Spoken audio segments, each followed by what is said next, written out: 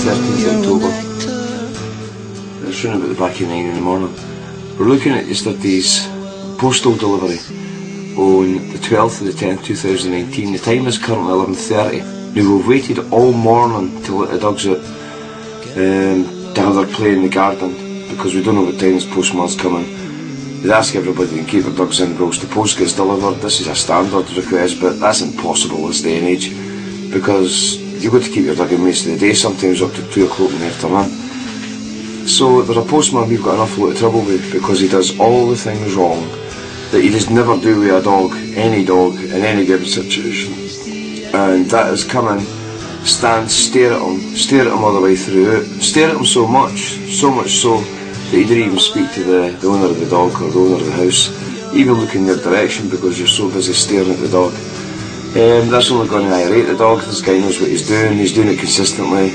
He's cheeky, he's vulgar, he's ignorant, he's rude.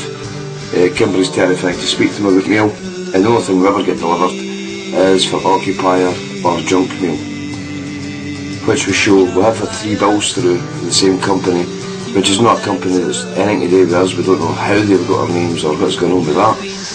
And I certainly aren't answering any of the letters because once you do that you're contracted apparently. Maybe people should advise people a lot easier and explain things better on the law there. But the time on this is 11:32 and we're just waiting on the postman coming. Now you'll see just minutes before it, seconds before he arrives, I actually let the dogs out because I've had enough. We've got a big fence there. I did have signs up saying the dogs will bark, nothing to worry about. We did have a post box up there as well with no junk mail on it, and the only thing that I ever received in a 6-week period was junk mail. I'd never received nothing else, I never got no more mail, and there's this hoodwinking of the mail trying to make it look like we're just making it all up and everything, we're crazy. They've been using the post service in this vein for quite a while, and they've actually managed to get our dogs killed. But a hell big corrupt practice through the courts. I didn't anticipate that I've got enough knowledge to see these things and get it done at deal with a higher court and keep them going higher should we need to.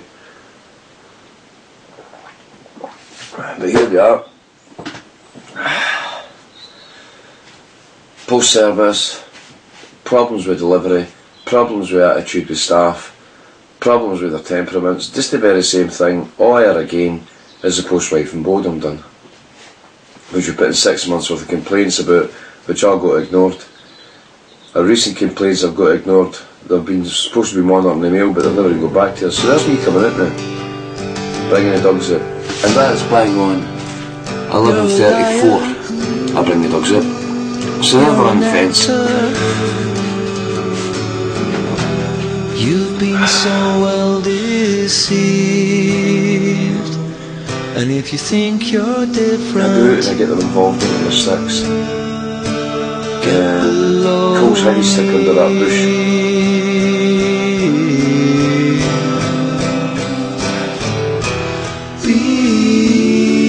I can't believe that two perfectly balanced dogs are getting betrayed this way. Especially Cole. That's the gentleman. So make sure you've got the sticks to do yourself to do it. I'll be back then.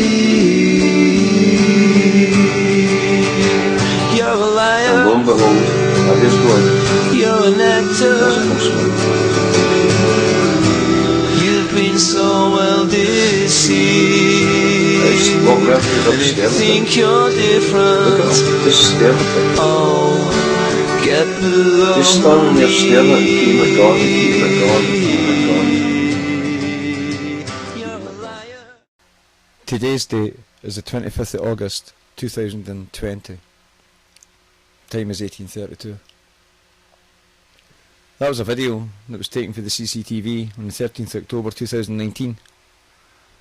This was having gathered a staggering amount of evidences in audio, video, CCTV, personal body cams of this man being completely abusive, doing all sorts of things with the dogs to entice the dogs. Now you can see throughout this the dogs' tails are wagging and ready to play, and both dogs are absolute excellent dogs. But this man antagonised the dogs for months with the same behaviour, rattling the letterbox to annoy the dogs after pushing mail through the letterbox. There was times he would come back after having delivered mail and come back and look at the letterbox and look at the door and go away again. I don't know what he was checking up on, but his behaviour was strange. I've made that audio that you've just been listening to, that I now realise the music's too loud on.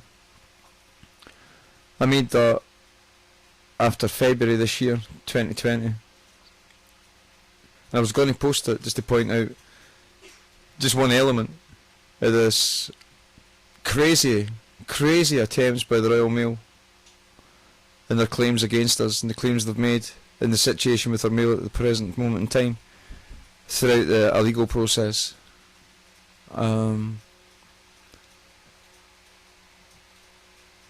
What we've established is that from very high up in the post office down to a manager level and at great length, we've had it confirmed that no mail arrives at our address by any postman unless the police tell him to do so. And not only that, 3 different individual postmen have now identified that they find it suspect as to why they're told to deliver certain mail and not other mail. When we filled in the picture of Bodom, post office, appeal, legal challenge, eviction, and the pertinence to these documents that we get them on time, there seems to be an issue all the time with these things. It then makes sense to the postmen as to why these things are being done. We have these guys on video, we've got these guys on audio, they know they've been recorded and they've given quite a bit away as to the activities with the police interfering with our legal correspondence during an appeal process and during an eviction process. We've got plenty of evidence of this. We've got 2 years worth of evidence of it, in fact, and no one wants to see it. The dogs are about to be destroyed and we're served with an eviction notice today. We have to be out in a week. Well, none of that's happening. The dogs won't be destroyed, won't be evicted in a week, and no longer can we remain silent for this to happen again and again and again. We've done a really good job at gathering the evidence that we've got. I think we deserve a big massive pat in the back for the care that both Kimberly and I put in for each other through these times, because without her I couldn't have done it, and without me she couldn't have done it, and without each other we would have been destroyed. Now it needs to stop. It really needs to stop. I'm absolutely positively assured from Kimberly, and I can give you my word, that everything can be dealt with in private.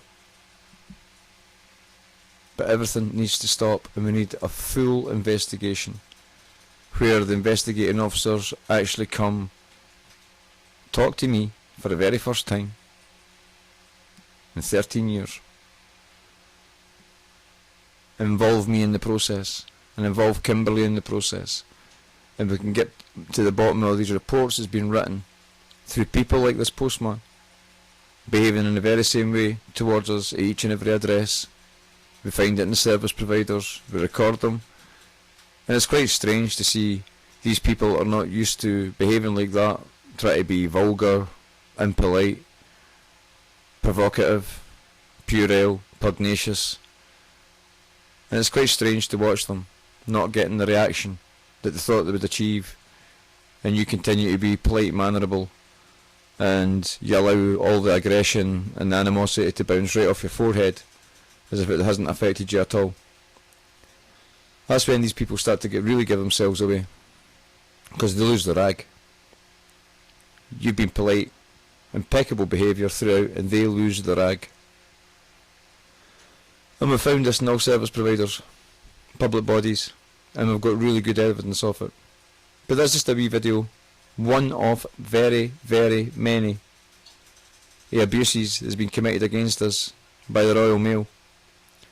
Now we've got to ask ourselves, why would they do that? Why would they do all this? Why would the Royal Mail claim that Kimberly's dog was but a postwoman? Put her through hell, absolute hell, the eviction processes and court processes.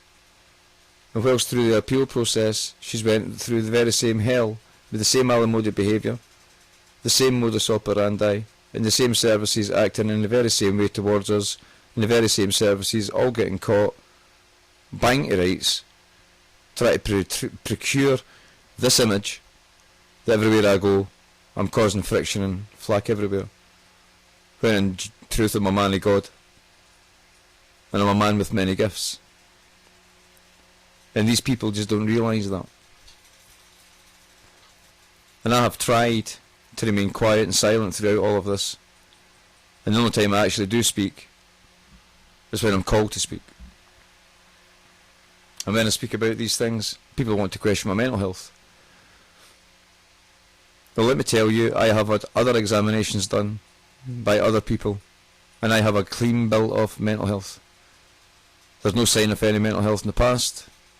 There's no difficulties with the present that gives me difficulty with the present, and there's no difficulties with the present that's going to give me any difficulty with the future. Not only that, I'm competent in what I'm speaking about. What I'm speaking about is supported by a star witness, being Kimberly. It's also supported by an awful lot of evidence. And the beauty of this evidence is it's real-time video and audio. Every single interaction with absolutely everyone. So rather than taking these false, spurious, scurrilous complaints, putting them through the PNC computer, passing them on to your partners, who then, acting on information that's taken from the police national computer, which only a police officer with Office of Constable was allowed to act on. The local authorities and the partners to the police who have access to this information then read it, make decisions on it, decide upon it amongst themselves, hold meetings with other people regarding it, make decisions and write those decisions back again, which then fulfills the completion of reports that are then presented before sheriff courts through various means, Crown Procurator Fiscal Service through various means, to suggest that we're deluded, we're absolutely crazy, and we've fabricated the whole thing. Now, let me tell you, if I was the kind of person that could fabricate, if I was the kind of person that could even say it, but if I was the kind of person that could fabricate such such a reality and create all the video evidences artificially and all the audio evidences artificially to support what I'm saying, then I wouldn't be sitting in a house in Aberdeen.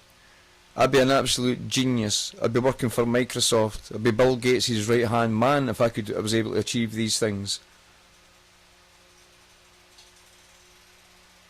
and make it credible.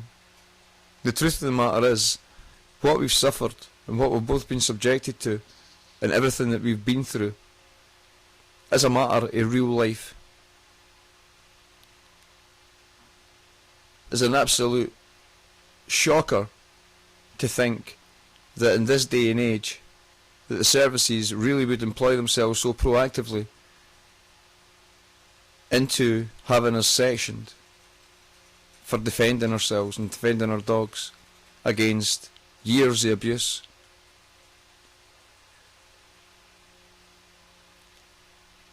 It's fortunate for Kimberly and I that we have kept most of the documents that we've ever received and sent to anywhere.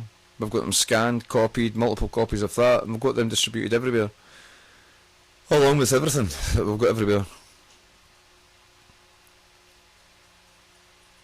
That's not to hold everybody to account.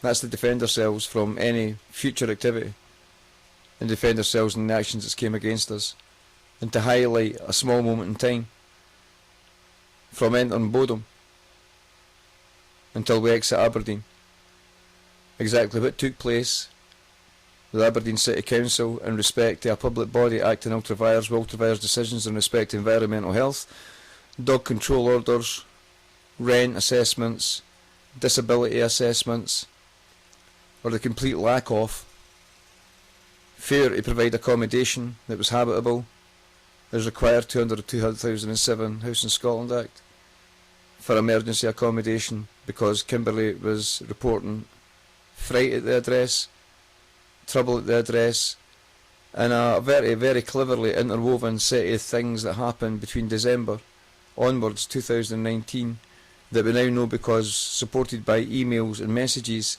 that there was someone acting as that was behind the whole idea. That resulted in Kimberley making a complaint, to which she was rushed off to a hospital to be sectioned by the police. A girl has just been attacked. A girl receives emails in front of ambulance staff that suggests that Kimberley doesn't need to worry. The sperm won't pass through the trousers. Kimberley, who is in a state of shock, hyperventilating, panicking, freaking right out at this, suddenly receives a telephone call where I'm incarcerated at HMP Grampian.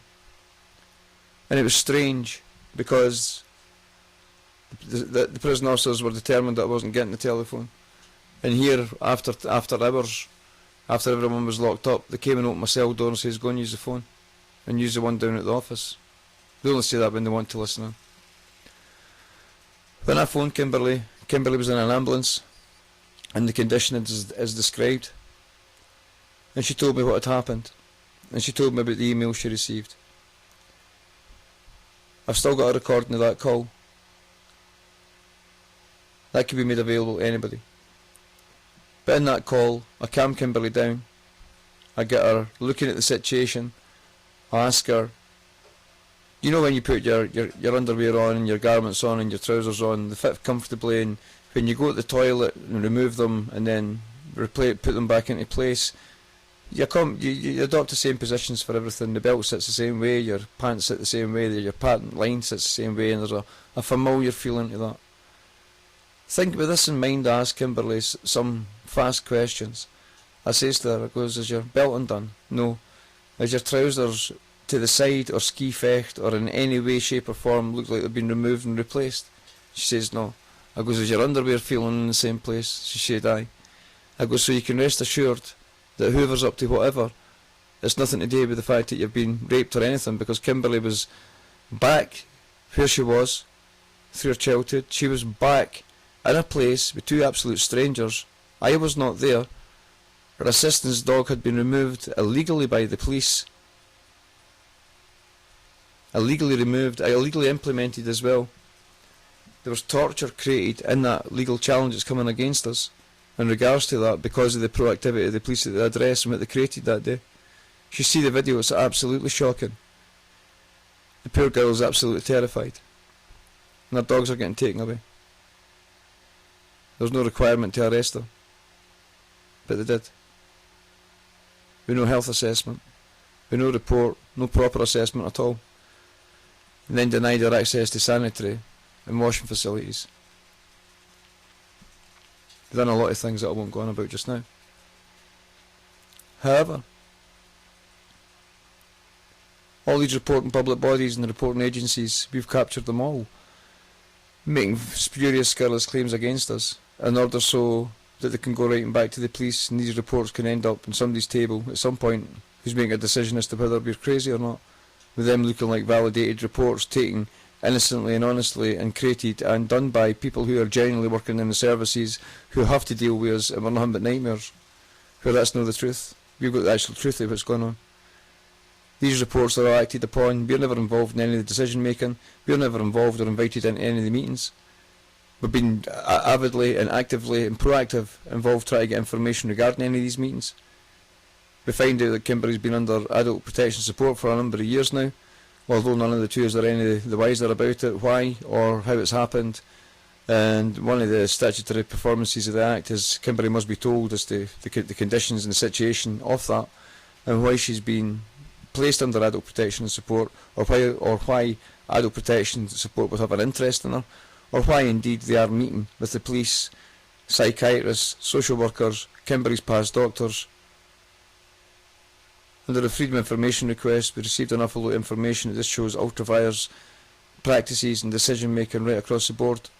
And this was reflected by 7 High Court judges when the bills were getting ratified through Parliament that allowed the police to associate police for, information for the Police National Computer in respect to people who have not got the Office of Constable acting on that information as if with the Office of Constable would be unlawful, and anything that was generated from those reports could never be relied upon. It was as simple as that. The 7 High Court judges were in full agreement with this. What we have is exactly that.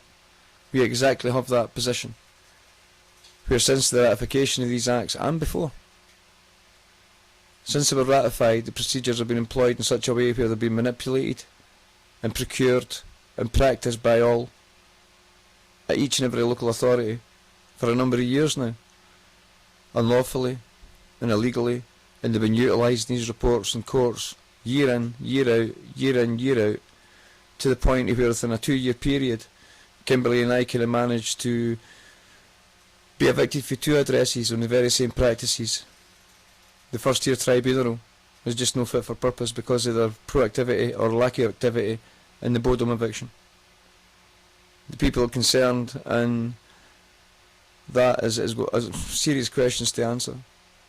I'd first consider a judicial review, but it isn't involving a compatibility minute for persecution and torture by the state.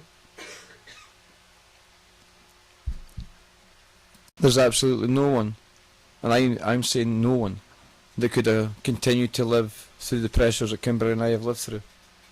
And the reason it's took all these years and we've had so many addresses is because with each and every address we collected evidence.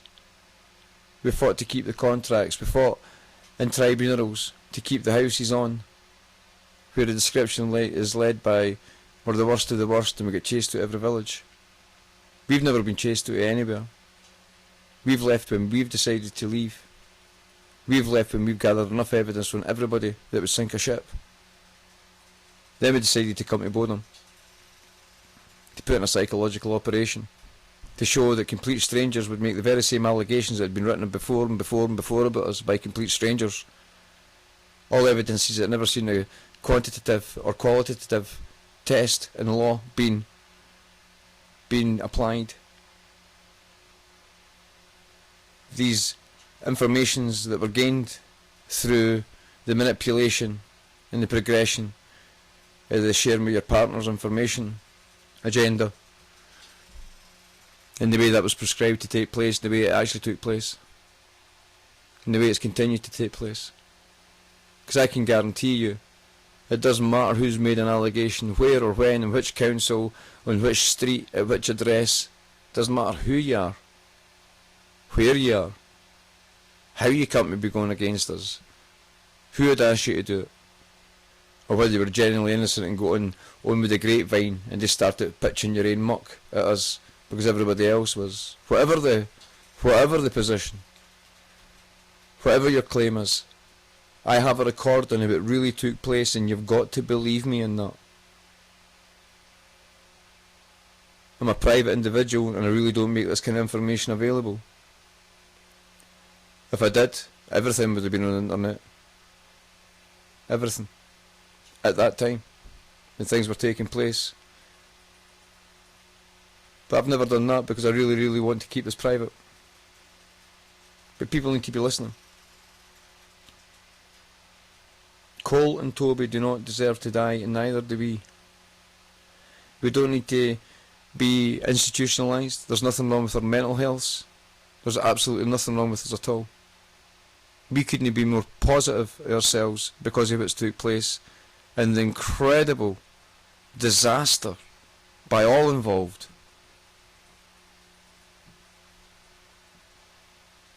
To try, the level of willful blindness is absolutely staggering. Willful blindness to what is crucial evidence in due process.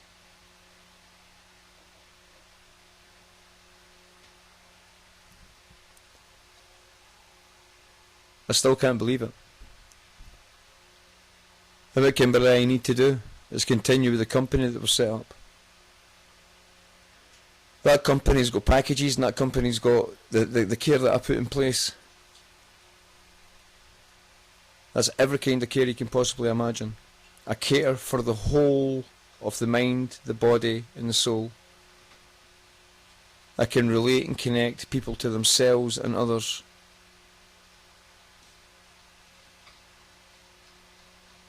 It's been amazing to work with the people that I've worked with, the things I've learned, and what these people have went on to achieve from the situations they were coming from. Kimberley is a massive, brilliant example of somebody who hasn't got a bad bone in their body, hasn't got a bad word to say about anybody, has done nothing but help people all her life. Seriously, this girl's got a heart of gold.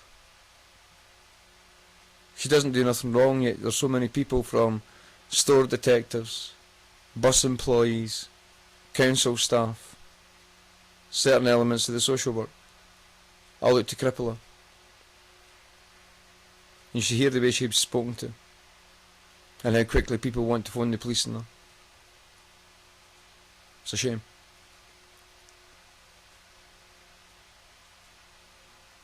Going over the festive period, and that she had to do without her carer, her home, and her assistance dog, because of the pressures that was created at that time by the ongoing hate crimes, disability discrimination, organised crime that was taking place in their life, all with lamentable applaud by everybody involved. And the thing about the court process, I can't say much about it, and I wouldn't, but this was all hidden for the sheriff. The sheriff never got sight of any of this information, any defence to the post office, anything. And as always, I feel for the people who are led along and led astray by this hocus pocus and creation of characters for both Kimberley and I. Kimberley also received the accolade of being a paedophile in 2019, all arranged by the people in Bodom, successfully executed and backed up by the police. That's a belter of a video, you should see that one. Then the phone calls us try to chase it up afterwards. Not only that, we've got the actual video of what Kimberley was doing at the time when somebody wanted to make this allegation. We've also got the videos of the previous evenings and nights, the person watching the address all night and then having to moan because they've got to go to their bed because they're too tired and there's nobody to really take over. Concentrated on, 24/7. Pressured, attacked, reported on. Leave the house, we get it in the village. Got on the bus, we got it on the bus. Got into Peterhead, we got it in Peterhead. Got into the council, we got it in the council. The woman in the library, realising who I was, having spoken to her one day, she says, "Do you know something, son?" She goes, "They'll either shoot you or they'll build a statue to you. Because what you're trying to do is absolutely commendable." She goes, "I'm listening to you like listening to my father." This woman was in her 60s. Another man that said something similar to me just recently was a man on a bus that I'd shared a seat with for over an hour. And we're speaking about dogs and training dogs and what I bring to training dogs. And he says to me, "You should write a book." He goes, "Because I've never heard anybody talk like that since he was a wee boy." And it was his dad that spoke to him like that. And his dad had an uncanny gift for dogs. I've got all these traits and qualities, and they've all been silenced because people think I'll come along and do damage with the knowledge that I've got and the evidence that I've got, plus what else has gone on in society with subordinate legislation that's been getting passed for the last 20 years. And they can't have that. And that's not what I want to do. Things are going to get really difficult for everybody. And I want the time, whatever time we've got left, to spend with Kimberley and Cole and Toby.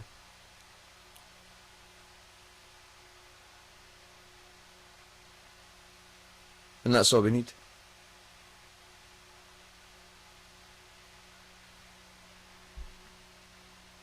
I'm going to ask everybody to please help us.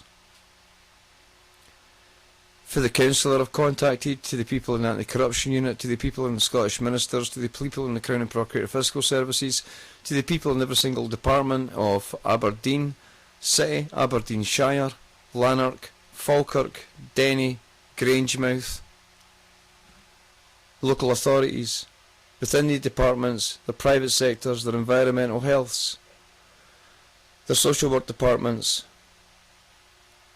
all the people that refused my respite care for Kimberley, refused to put in disability assessments for Kimberley, refused to put in carer assessments for me. The people that were recorded telling me, yeah, that's no problem, yeah, we'll go and get that sorted out, we can get that done today because we're not actually that busy. I'm actually the duty worker here today, and I'm actually the person that does disability assessment, and we're not, could we get this done today, Mr. Fraser? Well, give me your full name and give me your details, and I'll just go away and speak to my manager, and da-da-da-da-da-da. 20 minutes later, this woman comes back, head hanging in shame, telling me, sorry, we can't help you at all.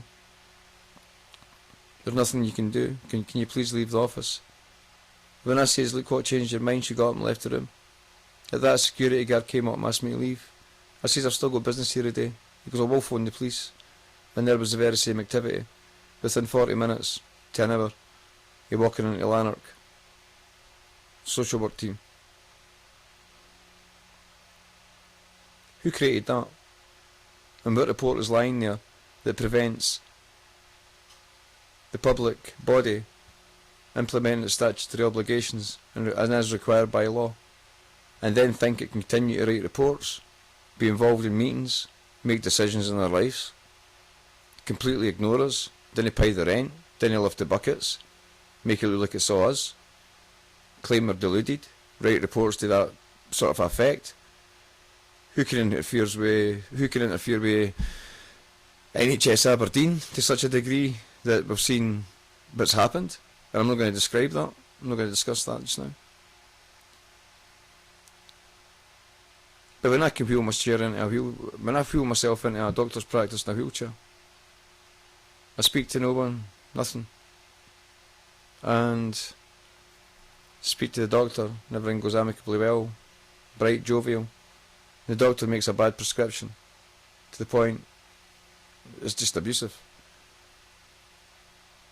I roll myself out of there, no realising that. And then later on the manageress claims to the Kimberley, oh, and by the way, your carer's behaviour was terrible. All the staff have been complaining. Kimberley persevered for 9 minutes with the woman, whilst recording her, making these claims. And Kimberley demanded to know which member of staff had said this. Oh, we don't need to go there, it doesn't matter, you just tell it's not acceptable, blah blah blah. She keeps on going on. Kimberley pushes again and suggests, well, if you check your CCTV, you'll see that James never actually spoke to any members of your staff. The manageress smugly turns around and retorts to Kimberley, there is no CCTV in here. And Kimberley turns around and says something along the lines of, well, James's camera will show that he never spoke. But she got that message across. The manageress suddenly started to falter, and she says, well, actually no members of staff have actually said anything to me about James, it was just me. Kimberley instantly turned around and says to her, how could you say that about James when James's camera will show that you never met James and James never spoke to you? And that she became all emotional. She started being really upset and saying, oh look, Miss Bath, just leave it. There's nothing wrong. No one's complained. It's just me that said that. I don't know why I said it. She goes, I'm very sorry I said it. She goes, can we just leave the matter now? And Kimberley, no. Kimberley wasn't going to leave it. Kimberley was right not to leave it. But as part of Kimberley's disability, there is things that Kimberley's got to understand, and you've got to let her ask the full thing. You've got to let Kimberley exhaust herself. And then you can talk to Kimberley in a way where you're giving her the answers, but you're letting her depict answers for herself if she's already got them. So when she comes up with that understanding, it's a way she moves forward and develops. And I've been speaking with Kimberley like that for years, and it works in the end, and it's easy to do. And I didn't understand why people didn't employ me, why people with GDD It's absolutely crazy what people expect for people with GDD when they're talking to them on phones, when they're actually registered with GDD and they're going at them 100 miles an hour in the way they speak to Kimberley. Absolutely crazy how these people push for Kimberley to say aye in the right places when the day they leave the issue alone, because they've succeeded and achieved what they've got Kimberley to mistake herself in saying. And this is all to tick boxes that didn't go in their favour. We've got thousands of calls with that pattern of behaviour, where Kimberley has just no confidence in phones at all because Kimberley's got to see your face. So the same abuses have been taking place, and when these abuses are taking place, people crack up with Kimberley and start become intimidating and hostile towards her. Now these are people who are rough on the professional services and public bodies and private services. So we need to know why it's all happening. When is it going to stop, and how is it going to stop? Is it going to stop through amicable agreement? Or is it never going to stop? If it is bills of suspensions to the High Court, highlighting absolutely everything supported with evidence, would it stop? Or would it just get worse? And for where I'm standing now, now that I've been stripped to an absolute strip, and the ultimate question has got to be, do I put my life on the lines to save the dogs? Then the answer is always, yes. Yes, every day of the week. Will I stand to protect people who would like to make scurrilous and spurious allegations against me, and Kimberley and the dogs, with real, crucial evidence that can only be considered at a trial? Yes, I'm prepared to do that as well. Have I got faith that God will lead us and God will deliver the right outcome? Absolutely. Absolutely. Why have I got faith in that? Because believe it or no, the whole of your country depends on it. Or the immediate future for absolutely everybody is going to get terrible. It's going to become really, really bleak.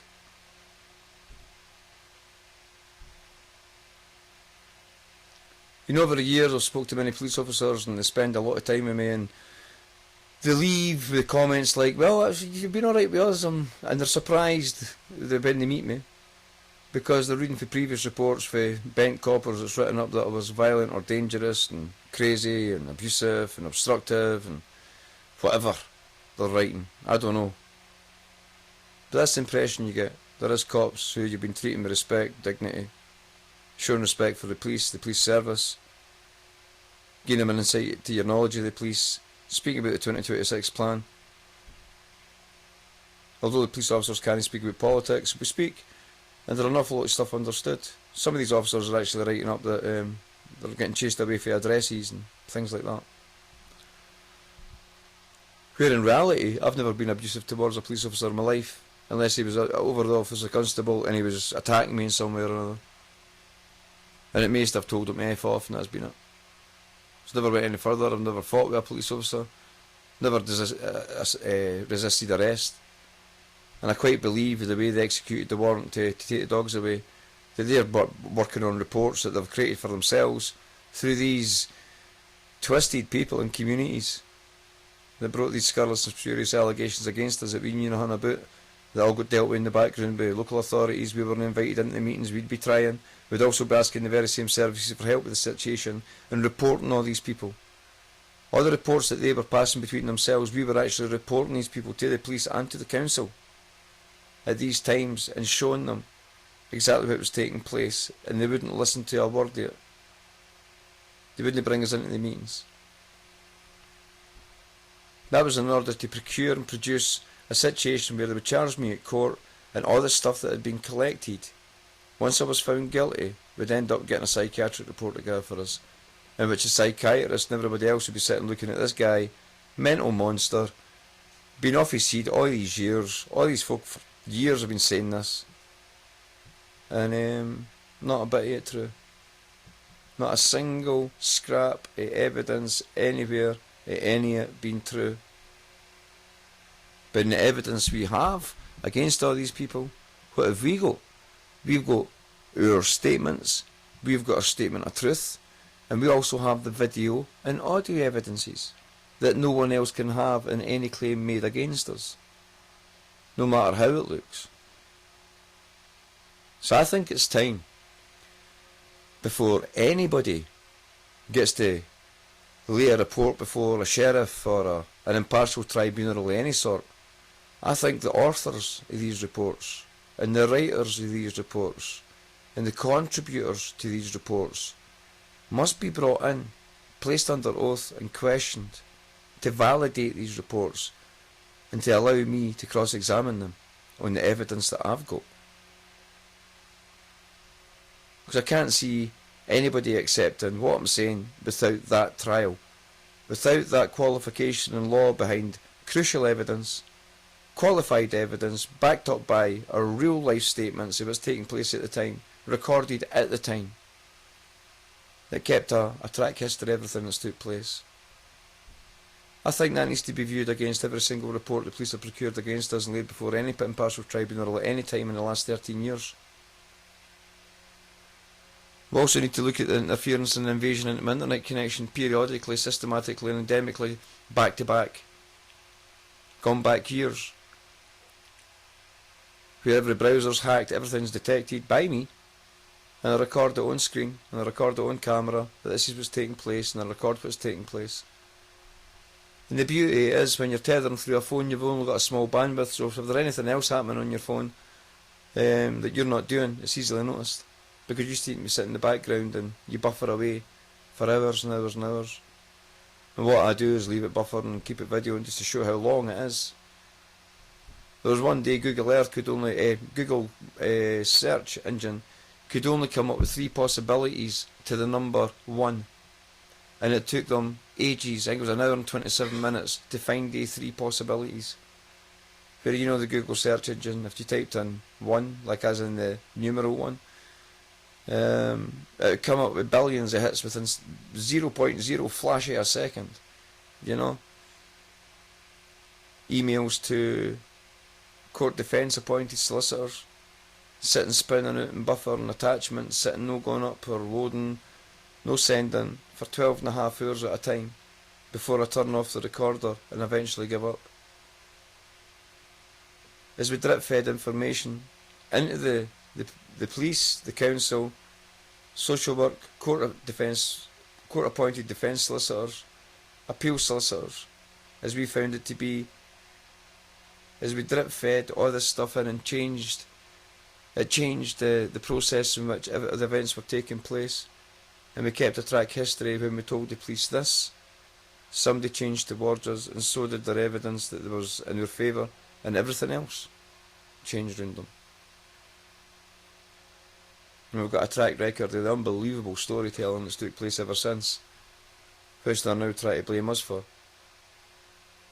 which we have cut out spectacularly because of a serious, serious mistake.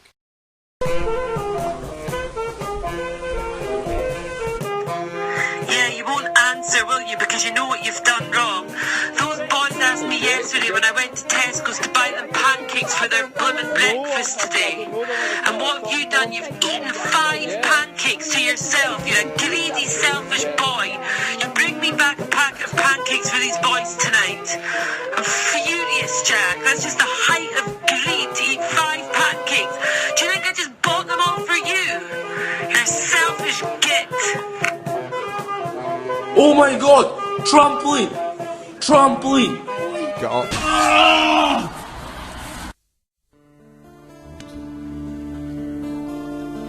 I have been here before, depths of my insanities. Can someone please show me the door? This is nothing new to me. I have been here before, depths of my insanities. Someone please show me the door. Gotta get away from you.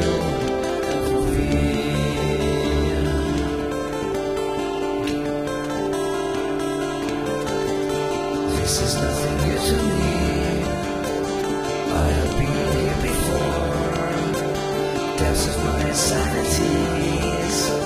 Someone please show me the door. Gotta get away from you and from me.